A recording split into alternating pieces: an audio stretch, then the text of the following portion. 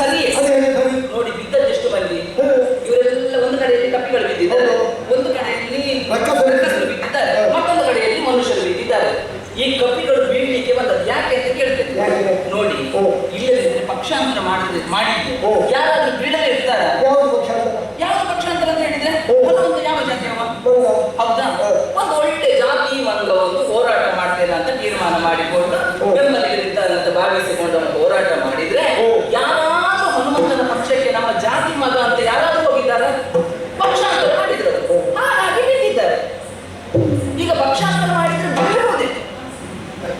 ಮಂಗಗಳು ಜಾತಿಯನ್ನು ವಿರೋಧಿಸಿದ್ದರಿಂದ, ಸ್ವಜಾತಿಯಲ್ಲಿ ದೋಷವನ್ನು ಕಂಡದ್ದರಿಂದ ಅವರಿಗೆ ಸೋಲಾಗಿದೆ. ಮತ್ತೆ ರಕ್ಕಸರು ಬಿದ್ದದ್ದಕ್ಕೆ ಅಯ್ಯೋ ದೇವರೇ, ಅವರು ಇಲ್ಲಿಯವರ ಮತ್ತೆ ಲಂಕೆಯ ರಕ್ಕಸರು, ಅವರು ಮೊದಲಲ್ಲೇ ಬಿದ್ದಿದ್ದಾರೆ. ಅಲ್ಲೇ ಬಿದ್ದವರು ಮತ್ತೆ ಇಲ್ಲಿ ಬಂದು ನಿಲ್ತೇನೆ ಅಂತ ಹೇಳಿದ್ರೆ ಆಗ್ತದ? ಇಲ್ಲಿ ಬೀಳುವುದೇ. ಮತ್ತೆ ಮನುಷ್ಯರು ಬಿದ್ದಿರಲ್ಲ, ಅದು ತಪ್ಪು ನಿಮ್ಮದು. ನಿಮ್ಮದ್ದೇ ದಾರಿ ಸರಿ ಇಲ್ಲ ಅಂತ ಇಲ್ಲಿ ಕಾಣ್ತದೆ. ಏನು ನೋಡಿ, ಶಕುನ್ ಇಲ್ಲಿ ಹಾಳಾದದಲ್ಲ, ಮೂಲದಲ್ಲೇ ಹಾಳಾಗಿದೆ. ಸ್ವಲ್ಪ ಯೋಚನೆ ಮಾಡಿ. ಶಕುಂತ ರಾಜ ಯಾರು? ಕ್ಷತ್ರಿಯ, ಹೌದಾ? ಮೃಗಬೇಟೆಗೆ ಹೋದ. ಅವನ ತಪ್ಪಲ್ಲ. ಶಕುಂತ ಪಕ್ಷಿಯನ್ನು ಹೊಡೆದ, ತಪ್ಪ ಅವನದ್ದು? ತಪ್ಪಲ್ಲ. ಅದು ಹೋಗಿ ಬಿತ್ತು ವಿಶ್ವಾಮಿತ್ರನ ಯಜ್ಞಕುಂಡಕ್ಕೆ ಹೋಗಿ ಬಿತ್ತು. ಇವನೇನು ಸಂಕಲ್ಪ ಮಾಡಿ ಹೊಡೆದು ಹೋಗಿ ಅದು ಬಿದ್ದದ್ದಲ್ಲ, ಸಾಯುವ ಸ್ಥಿತಿಯಲ್ಲಿ ಹೋಗಿ ಬಿದ್ದದ್ದು. ಅದು ಅವನ ಆಕೆ ತಪ್ಪ? ಖಂಡಿತ ಅಲ್ಲ. ವಿಶ್ವಾಮಿತ್ರನಿಗೆ ಕೋಪ ಯಾಕೆ ಬರುವುದು? ಯಾಕೆ ಕೋಪ ಬರುವುದು? ಏನೋ ಅದು ಯಜ್ಞ ಹಾಳಾಯ್ತಪ್ಪ, ಅದಕ್ಕೆಲ್ಲ ಒಂದು ಏನೋ ಪರಿಹಾರವನ್ನು ನೋಡಿಕೊಂಡು ಬೇರೆ ಯಾಗ ಮಾಡುವುದು. ಸಿಟ್ಟಾಗೆ ಮಾಡುವುದು. ಸಿಟ್ಟು ಮಾಡಿದ್ದು ಶಿಷ್ಯನಿಂದ 8 ದಿವಸ ಅವಧಿಯಲ್ಲಿ ಕೊಡ್ತೇನೆ ಅಂತ ಹೇಳಿದ್ರು. ಬಂದು ನಿಮ್ಮಲ್ಲಿ ಹೇಳಿದ್ರು, ಓ ನನ್ನ ಶಿಷ್ಯ, 8 ದಿವಸದ ಅವಧಿಯೊಳಗೆ ಶಕುಂತಲನ್ನು ನಿಮ್ಮಿಂದಲೇ ನಾನು ಕೊಲ್ಲಿಸ್ತೇನೆ ಅಂತ ಹೇಳಿ. ಹೌದಾ? ಅದಕ್ಕೆ ನೀವೇನು ಹೇಳಿದ್ರೆ? ಅಂತೇಳಿ ಆಯ್ತಲ್ಲಿಗೆ ತಪ್ಪಿ ಪ್ರಕರಣ ಹೀಗಾಗಲಿಕ್ಕೆ ಕಾರಣ ಮೂಲ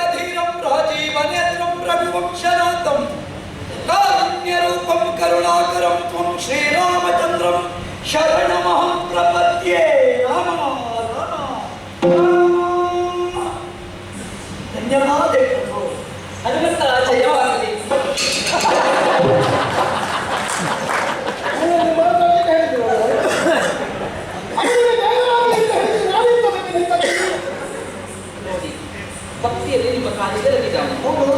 3 ಬಾರಿ ನಿಮ್ಮ ಮುಖ ನೋಡಿದ್ದೇನೆ. ಎಂತ ಪ್ರತಿಕ್ರಿಯೆ ಎಂತ ಮಾಡುವುದು? ಹಾಗಾಗಿ ಅದಕ್ಕೆ ನೀನು ಕೊಟ್ಟದ್ದು ಅಷ್ಟೇ. ನಾನಿಲ್ಲಿ ಕೇಳಲಿಕ್ಕೆ ಬಂದಿದ್ದೇನೆ, ಒಟ್ಟಿಗೆ ಬಂದು ನೀನು ಕೊಟ್ಟಾಯ್ತಲ್ಲ. ಅಂತೂ ಮಾತಾಡ್ತಿಲ್ಲ. ಇದಕ್ಕೆ ಹೇಳಿದ್ದು ಧನ್ಯೋ ಗೃಹಸ್ಥಾಶ್ರಮ. ಭಗವಂತ ಏನು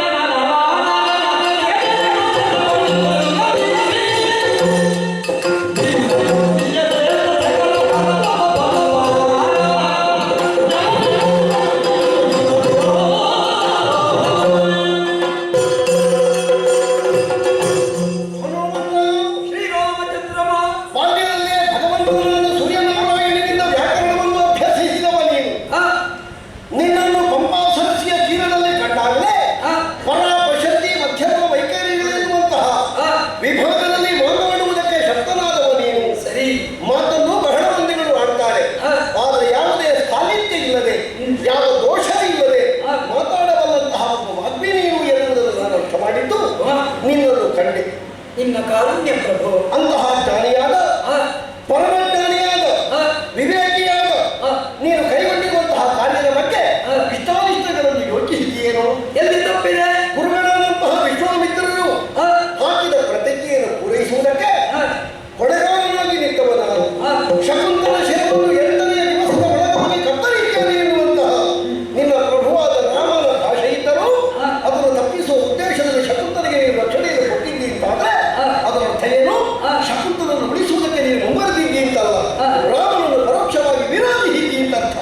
ತಾತ್ವಿಕವಾದಂತಹ ಸಂಘರ್ಷಕ್ಕೆ ಕೈ ಹಾಕಿದೆ ಅಂತಾದ್ರೆ ಈ ಛಲವನ್ನು ಕೈಗೆತ್ತಿಕೊಂಡಿರುವಂತಹ ರಾಮನ ಮರ್ಯಾದೆ, ರಾಮನ ಯೋಗ್ಯತೆ, ರಾಮನದ್ದಾದಂತಹ ಧೀಮಂತಿಕೆ ಗುರುಗಳಾದಂತಹ ವಿಶ್ವಾಮಿತ್ರರಿಗೆ ಕೊಟ್ಟಿರುವಂತಹ ಮಾತು ಏನಾಗಬೇಕು ಅಂತ ನೀನು ಭಾವಿಸಿದ್ದಿ ಅನ್ನುವಂತ ಏನಿದರ ಅರ್ಥ? ಮರ್ಯಾದಾ ಪುರುಷ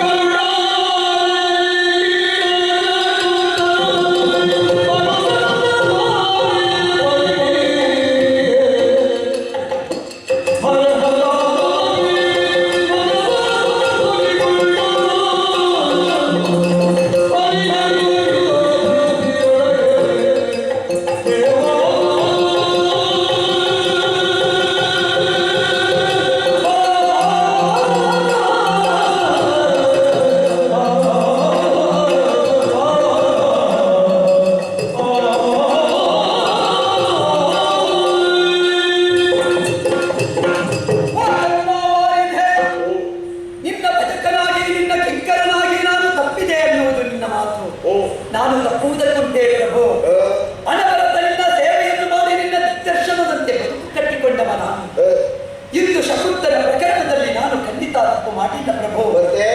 ಆರ್ತತ್ರಾಣಾಯ ಧನುರ್ತರಹ ಅಂತ ನೀನು ಧನುರ್ತಂಡವನ್ನು ಎತ್ತಿ ಆಡ್ತಾ ಇದ್ದವ. ನಿನ್ನ ಕರದ ಕೋದಂಡ ಲೋಕದ ಧರ್ಮದ ರಕ್ಷಣೆಗೆ ಆರ್ತರ ಸಂರಕ್ಷಣೆಗಾಗಿರುವಂತಹದ್ದು. ಅಂತಹ ಕೋದಂಡ ಪ್ರಾಣಿಯಾದಂತಹ ನೀನು ಇಂದು ಒಬ್ಬ ಕ್ಷಾತ್ರಿಯನನ್ನು ನಿಗ್ರಹಿಸ್ತೇನೆ ಅಂತ ಪ್ರತಿಜ್ಞಾಬದ್ಧನಾಗುವಾಗ ಯೋಚಿಸುವುದು ಬೇಡವೇ? ಒಬ್ಬ ಶಕುಂತ ಒಂದು ರಾಜ್ಯದ ದೊರೆ, ಅವ ಒಬ್ಬ ಕೆಟ್ಟವನಲ್ಲ, ರಾಕ್ಷಸನಲ್ಲ. ಬೇಟೆಯಾಡುವ ಕಾಲದಲ್ಲಿ ಆದಂತಹ ಪ್ರಮಾದಕ್ಕೆ ವಿಚಾರಣೆಯಲ್ಲದೆ ಶಿಕ್ಷೆ ಕೊಡುವುದು ರಾಜಕೀಯ ಕುಲಜನಾಗಿ ಮಾತ್ರವಲ್ಲ, ಮನುಶಾಸ್ತ್ರವನ್ನು ಆಧರಿಸಿ ನಡೆಯುವ ನನಗೆ ಭೂಷಣಪ್ರಾಯವೇ? ನಿನ್ನ ಪ್ರತಿಜ್ಞಾವಾಕ್ಯ ಆಶ್ವಾಸನಾ ವಾಕ್ಯವನ್ನು ಕೇಳಿದ ಶಕುಂತ ಭಯವನ್ನು ತನ್ನ ಜೀವರಕ್ಷಣೆಗೆ ಬೇಕಾಗಿ ನನ್ನ ನವ್ವೆಯಾದಂತಹ ಅಂಜನಾದೇವಿಯ ಬಳಿ ಬಂದು ಕೇಳಿಕೊಂಡ. ಯಾಕೋ ಏನೋ ರಾಮನವನಿಯಾಗಿ ಅಲ್ಲ, ಹನುಮಂತನ ಸಾಕ್ಷಿಯಾಗಿ ನಿನಗೆ ರಕ್ಷಣೆ ಕೊಡ್ತೇನೆ ಅಂತ ಮಾಡಿದಳು. ಹನುಮಂತನ ಅಂತರಂಗವೇ ರಾಮ. ಹಾಗಾದ ಕಾರಣ ಅಮ್ಮನ ಮಾತನ್ನು ನಡೆಸುವುದಕ್ಕೆ ಬೇಕಾಗಿ ನಾನು ಆ ಪ್ರತಿಜ್ಞೆಯನ್ನು ಪೂರೈಸಬೇಕಾದ ಅನಿವಾರ್ಯತೆಯನ್ನು ಹೊಂದಿದೆ. ಮಾತೆಯ ಮಾತೃಗೋಸ್ಕರ ಪ್ರತಿಜ್ಞೆಯನ್ನು ನಡೆಸಬೇಕಾದ ಅನಿವಾರ್ಯತೆ ನನಗುಂಟು. ಹಾಗಾಗಿ ಮಾತೆಯಲ್ಲಿ ಪ್ರಾಣ ರಕ್ಷಣೆ ಕೇಳಿದಂತಹ ಆ ಶಕುಂತನಿಗೆ ಜೀವ ರಕ್ಷಣೆಯನ್ನು ನಿನ್ನ ಸೇವಕನಾಗಿ ಕೊಟ್ಟರೆ ಅಪರಾಧವೇ ಪ್ರಭು. ಲೋಕಕ್ಕೆ ಮಿತ್ರ ಸದೃಶ್ಯರಾಗಿ ಗಾಯತ್ರಿಯಂತಹ ಮಂತ್ರವನ್ನೇ ಸೃಷ್ಟಿಸಿದಂತಹ ಮಹನೀಯರಾದ ವಿಶ್ವಾಮಿತ್ರರು ಮಾಡಿದ ತೀರ್ಮಾನದಲ್ಲಿ ದೋಷವನ್ನು ಕಂಡೆಯ? ಯಾಕೆ ಮಾಡಿದರು ಅಂತ ಗೊತ್ತಿಲ್ಲ. ಗೊತ್ತಿಲ್ಲ ಎನ್ನುವುದು ಉತ್ತರ ಅಲ್ಲ ಹನುಮಂತ. ಒಂದು ಇಕ್ಷ್ವಾಕುವಂಶೀಯನಾದಂತಹ ನಾನು ಧರ್ಮ ನಿರ್ಣಾಯಕ ಎನ್ನುವುದನ್ನು ನೀನು ಮನಗಂಡವ, ನನ್ನ ಒಡನಾಡಿಯಾಗಿ ಬದುಕಿನ ಉದ್ದಕ್ಕೂ ನೀನು ತಿಳಿದವ. ನಾನು ಅದನ್ನು ಅಂಗೀಕರಿಸಿದ್ದು ತಪ್ಪು ಅಂತ ವಾದಿಸ್ತೀಯ?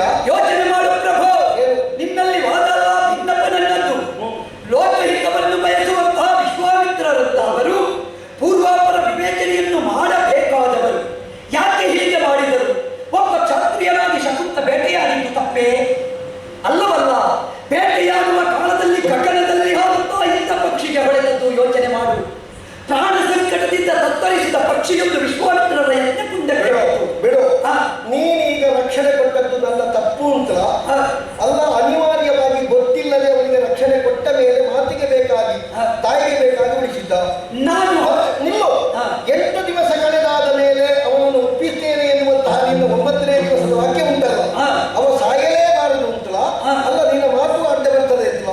ಕಾರಣ ಉಂಟು ಪ್ರಭು. ಈಗ ನಾನು ಮಾತು ಕೊಟ್ಟದ್ದು ಒಬ್ಬ ರಾಮನ ಸೇವಕನಾಗಿ, ಆರ್ತನಾಗಿ ಬಂದವನ ಬಗೆಗಿನ ಪೂರ್ವಾಪರ ವಿವೇಚನೆಯನ್ನು ಹೊಂದಿದವನಾಗಿ, ಒಂದು ತಾಯಿಗಾಗಿ ಆರ್ತನಾಗಿ ಬಂದಿರುವ ಶಕುಂತಲೆಗೆ ರಕ್ಷಣೆ ಕೊಟ್ಟದ್ದು ಯಾರು? ನನ್ನಮ್ಮ. ನಿನ್ನ ಅಮ್ಮನಿಗೆ ಗೊತ್ತಿತ್ತ ರಕ್ಷಣೆ ಕೊಡುವಾಗ? ರಕ್ಷಣೆ ಕೊಡುವ ಮೊದಲು ಗೊತ್ತಿರಲಿಲ್ಲ. ಮತ್ತೆಂಥದ್ದು ವಿವೇಚನೆ, ಮತ್ತೆಂಥದ್ದು ವಿಮರ್ಶೆ? ಏನು?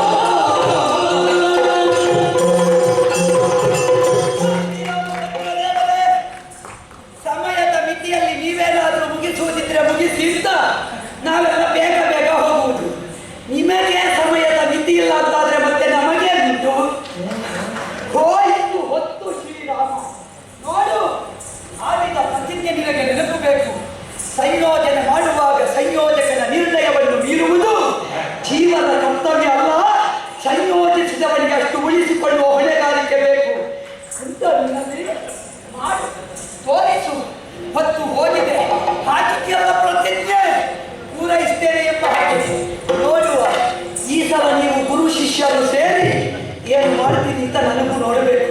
ನಿನ್ನನ್ನು ಹಂಗಿಸುವುದಕ್ಕೆ ನನ್ನ ಅಂತರಂಗ ಒಪ್ಪುವುದಿಲ್ಲ ರಾಮ. ಸೂರ್ಯ ಮುಳುಗಿದ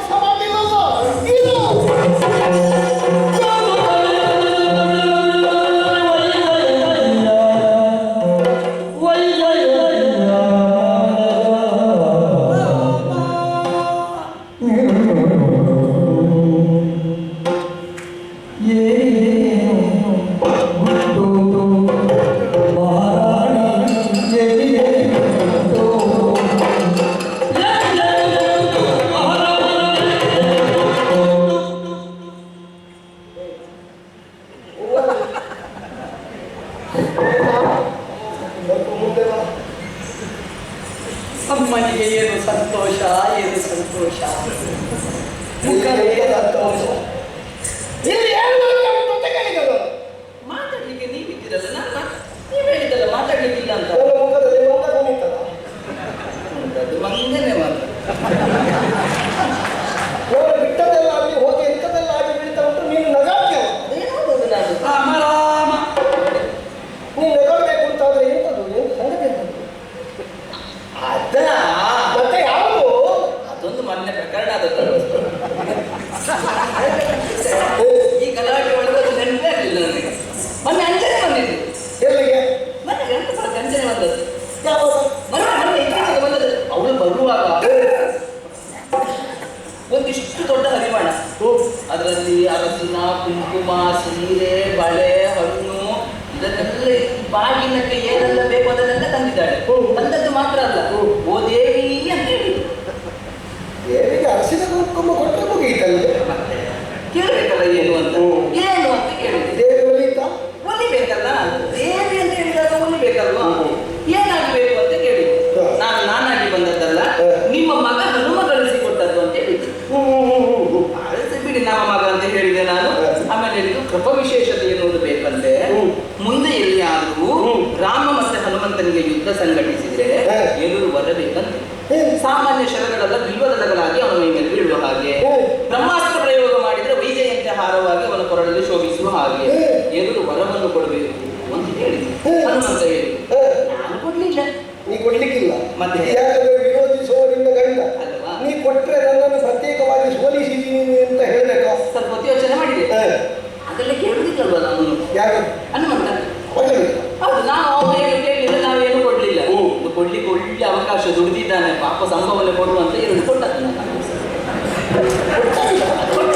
ಸಹ ಕೊಟ್ಟಿದ್ದೇನೆ. ಹೋಗಿ ಹೇಳಿದ್ರು ಮಗನಿಗೆ. ಮತ್ತೆ ಯುದ್ಧ ನೋಡುವ ಅಂತೇಳಿ ನನಗೆ ಬರ್ಲಿಕ್ಕೆ ಕಾರಣ ಅವತ್ತು ಕೊಟ್ಟಿದ್ದೇನಲ್ಲ, ಅದು ಬಿಡು, ಕೊಟ್ಟಿದ್ದೇನಲ್ಲ, ನೋಡುವ ಅಂತ ಬಂದೆ. ಇಲ್ಲಿ ಬಂದು ನೋಡುವಾಗ ನಾನು ಕೊಟ್ಟದ್ದು ನಡೀತದೆ ಅಲ್ವಾ? ಅಲ್ಲ, ನಾನು ಕೊಟ್ಟದ್ದು ನಡೀತದೆ ನೋಡಿ. ನೀ ಕೊಟ್ಟದ್ದು ನಡೀತದೆ ಅಂತ ಜಟಾಯಿಗೆ ಕೊಟ್ಟದ್ರಲ್ಲಿ ಗೊತ್ತಾಗ್ಲಿಲ್ಲ. ಅವತ್ತು ಒಂದೇ ಕೊಟ್ಟದ್ದು, ಎರಡು ಕೊಟ್ಟರೆ ಹೇಗೆ ನಡೀತದೆ ನೋಡು. ನೀನು ಎರಡು ಕೊಟ್ಟಿಯಲ್ಲ,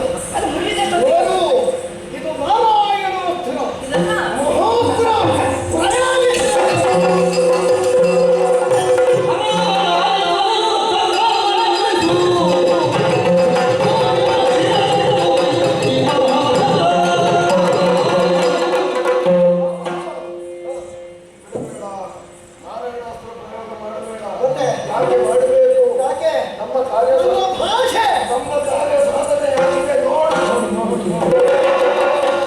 ಏ ಮಂಗ, ಯಾ ಮಂಗ, ರಾಮದೇವರೇ, ನೀನು ಹಾಗೆ ಇಂಥದ್ದು ಹೇಳಿದ್ದು ಹೊತ್ತು ಹೋಯಿತು ಸಂಯೋಜಕ. ಒಂದು ದೇವರೇ, ಒಂದು ಮಾತು ಹೇಳ್ತೇನೆ. ತಾಯಿಯ ಜೊತೆಯಲ್ಲಿ ಪ್ರಾಯಕ್ಕೆ ಬಂದ ಮಗ ಇರುವಾಗ ಮಾತಾಡುವ ಅಪ್ಪನಾದ್ರೂ ಜಾಗ್ರತೆ ಮಾಡಬೇಕು. ನೀವು ಯೋಚಿಸಬೇಕು. ನೀವು ಒಂದು ಮಕ್ಕಳಿಗೆ ಅಪ್ಪ ಅಲ್ಲ. ನೀನು ಎಂಥದ್ದಾಗಿ ಹೇಳಿದ್ದು ಸಂಯೋಜನೆಯ ಬಗ್ಗೆ ಯೋಚನೆ ನಿಮ್ಮಲ್ಲಿ ಬೇಕು. ನಾವು ಸಂಯೋಜನೆ ಮಾಡುವಾಗ ಅಷ್ಟು ಕೂಡದೇ ಇದ್ರೆ ಮಾಡ್ತೇವೆ. ಹೋಯಿತು. ಹೊತ್ತಿಗೆ ಸರಿಯಾಗಿ ಮುಗ್ದಿದ್ದು ನೋಡಲ್ಲಿ.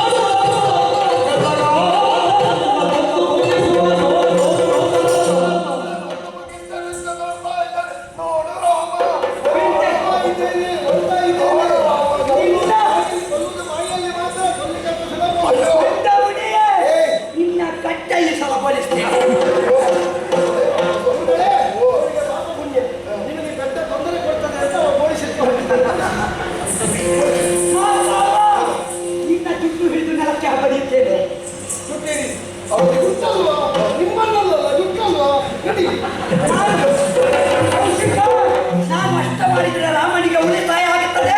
ಅವನಿಗೆ ಬೇಕಾಗಿ ಎಲ್ಲ ಮಾಡ್ತಾರೆ.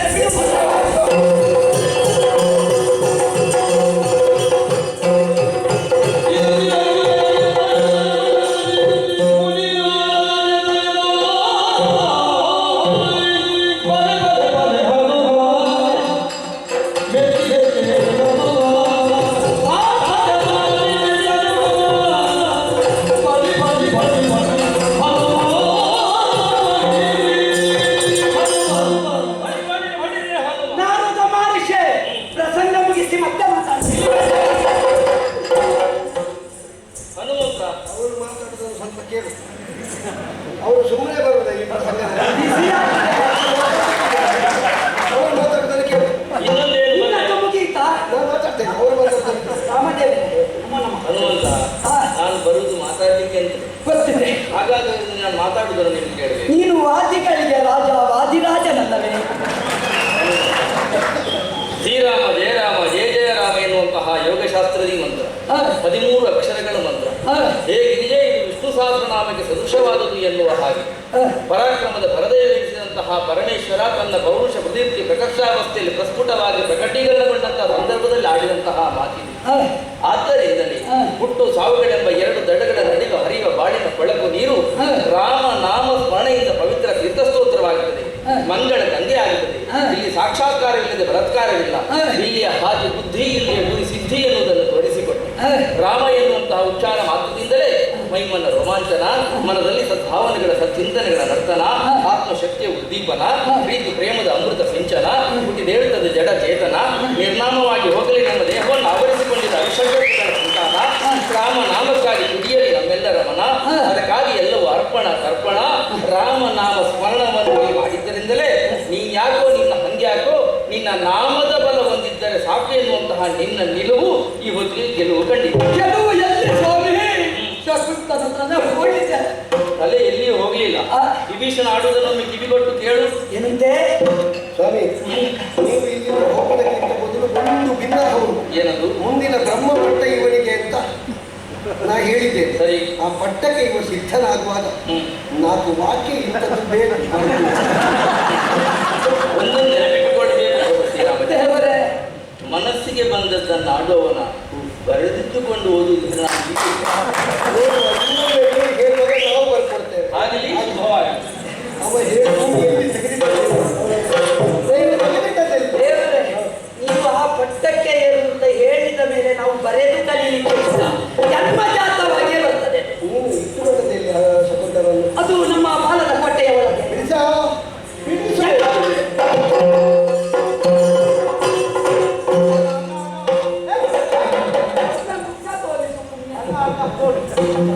ಬಾಲದ ಕೋಟೆಯೊಳಗೆ ಕೂತು ಕಾಲಿಗೂ ಸ್ವಲ್ಪ ಆಗಿದೆ ಅವನಿಗೆ. ಅವ ಮುಗಿಸಿ ಹೋಗಿದ್ದಾನೆ, ನಾವು ಇನ್ನೂ ಇಲ್ಲೇ ಇದ್ದೇವೆ. ಆಯ್ತಲ್ಲ, ಮುಖದಿಂದ ಅಪ್ಪಣೆ ಆಗಬೇಕು. ಭಕ್ತ ದೇವರೊಳಗೆ ದೇವ ವೃತ್ತಿಯರೊಳಗೆ ಇರುವುದು ಯಾಕೆ ಸ್ವಾಮಿ ಹೀಗೆ ಕಾರಣ ಇದೆ. ಶಕುಂತ ಪಕ್ಷಿಯನ್ನು ಕೊಂದು ಆ ಬಾಣ ಪ್ರಯೋಗ ಮಾಡಿದಾಗ ಯಜ್ಞಕುಂಡಕ್ಕೆ ಬಿದ್ದು ಆ ಯಾಗವನ್ನು ಮುಂದುವರಿಸಬೇಕು ಅಂತ ಇದ್ರೆ ಯಜ್ಞಕುಂಡವನ್ನು ಶುದ್ಧೀಕರಿಸಿ ಆಮೇಲೆ ಮಾಡ್ಲಿಕ್ಕೆ ನನಗೆ ಗೊತ್ತಿಲ್ವೋ, ಅಥವಾ ಅವನಿಗೆ ದಂಡನೆ ಕೊಡಬೇಕು ಅಂತ ಇದ್ರೆ ಉಳಿತಲ್ಲಿಂದಲೇ ಅವನನ್ನು ಕೊಲ್ಲುವ ಶಕ್ತಿಯೂ ನನಗೆ ಉಂಟು. ಆದ್ರೆ ಇಷ್ಟೆಲ್ಲ ಮಾಡಿದ್ದು ಯಾಕೆ? ರಾಮನಾಮದ ಮಹಿಮೆಯನ್ನು ಲೋಕಕ್ಕೆ ಪ್ರಚುರಪಡಿಸುವುದಕ್ಕೆ. ರಾಮನ ಮಹಿಮೆ ದೊಡ್ಡದು, ನಾಮದ ಮಹಿಮೆ ದೊಡ್ಡದು ಅನ್ನೋದನ್ನು ತೋರಿಸಿಕೊಳ್ಳುವುದಕ್ಕೆ ಮಾಡಿದ ನಾಟಕ ಬಿಟ್ಟು ಮತ್ತೆ ನಿಮ್ಮನ್ನು ಜಗಳ. ರಾಮನ ಚಾರಿತ್ರ್ಯದ ಬಗ್ಗೆ ಪ್ರಶ್ನಿಸುವವರು ಮೊದಲು ರಾಮ ನಾಮದ ಬಗ್ಗೆ ಅಧ್ಯಯನ ಮಾಡಿಕೊಳ್ಳಲಿ ದೇವರೇ. ನಾಮರೂಪಾತ್ಮಕವಾದಂತಹ ಪ್ರಪಂಚದಲ್ಲಿ ಅದಕ್ಕಿಂತ ಹೊರತಾದಂತಹ ಭವ್ಯತೆ ಇದೆ, ದಿವ್ಯತೆ ಇದೆ ಎನ್ನುವಂತಹ ಸಂದೇಶವು ಸಾರ್ತದೆ. ನಿಮಗೆ ಬರದಕ್ಕಾಯ್ತಲ್ಲ ಗುರುಮುಖೇನ ನಾವು ಇನ್ನೊಮ್ಮೆ ಕಾಣೋಣ. ಕೆಲಸಕ್ಕೆ ನೀವು ಹೋಗಿ. ಆದ್ರೆ ಇನ್ನೊಮ್ಮೆ ಇಂತಹ ಪ್ರಸಂಗ ಸೃಷ್ಟಿ ಮಾಡಬೇಡಿ ಗುರುಗಳ. ಇಲ್ಲ, ಇಂತಹ ಪ್ರಸಂಗ ಸೃಷ್ಟಿಯಾದರೂ ಇಂತಹ ಪಾತ್ರದಲ್ಲಿ ನಾನು ಸರಿ ರಾಮ ಸೀತಾ, ಸ್ವಾಮಿ, ಈಗ ಕೆಲವರು ಬಿಟ್ಟಿದ್ದಾರೆ, ಕೆಲವರು ಎದ್ದು ಹೊರಟಿದ್ದಾರೆ, ಕೆಲವರು ಈಗಾಗಲೇ ಎದ್ದು ಹೋಗಿದ್ದಾರೆ. ಈಗ ಇದರಲ್ಲಿ ಏನು